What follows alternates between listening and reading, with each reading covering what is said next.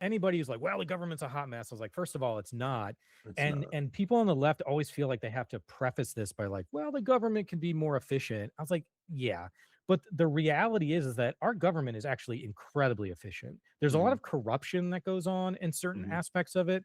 But like, let's look at Medicaid, for example, because that's under constant threat, right?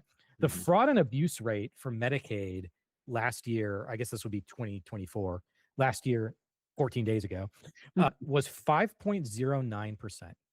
So think about that. Out of every 90 or out of every 100 people on Medicaid, 95 of them are getting it in the way that they should have, as was determined by, the regulations, right? yeah, So, that's the first question is like, are you really going to cut 95 people off of their Medicaid so that 5 people who are taking advantage of the system don't get it?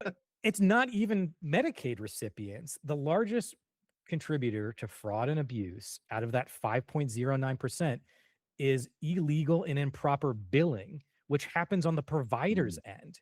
That is yeah, from the hospitals and the doctors and the various health systems. yeah, So that accounts for about 80%.